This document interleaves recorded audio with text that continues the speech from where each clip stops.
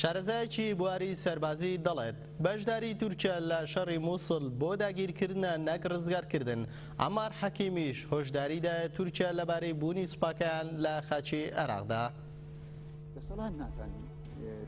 شارەزای بواری سەربازی و ئەندامی پێشووی سەرکردایەتی یەکێتی نیشتیمانی کوردستان عوسمان بانیمارانی ڕایگەیاند بەشداری هێزەکانی دەوڵەتی تورک لە ئۆپەراسیۆنی کۆنتڕۆڵکردنەوەی مووسڵ هیچ یاسا و بەهایەک نایگرێتەوە چونکە تورکیا لە هێزی هاوپەیمانی نییە بۆ دژایەتیکردنی چەتەکانی داعش.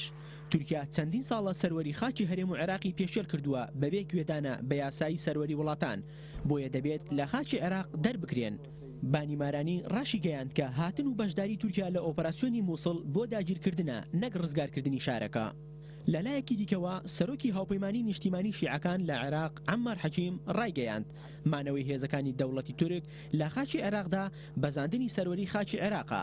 هیواشی خواست تورکیا پێداچوونەوە بە پەیوەندیەکانی لەگەڵ عێراقدا بکات و لەسەر بنەمایەکی تەندروست ڕێگیان بخاتەوە و هێزەکانی دەست بەجێ پاشکشێ پێ بکات.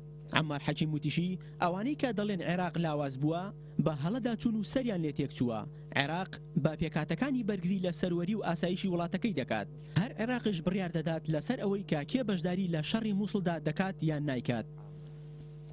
هەر سەبارەت بە سوپای تورکیا لە خاکی عێراق ئەمڕۆ لە بەردەم کونسوڵخانەی تورکیا لە بەغدای پایتەخت دژی هەبوونی ئەو سوپایە خۆپیشاندانێک بەڕێوە چوو. بەپێی زانیاریەکانی ئاژانسی دەنگوباسی ڕۆژنویس داواکاری خۆپیشاندەران بریتی بووە لە کشانەوەی هێزەکانی تورکیا لە ناو خاکی عێراق و دادگایکردنی ئەو بەرپرسانەی دەستی ئەو هێزانیان ڕاکێشاوە بۆ نێو خاکی عێراق.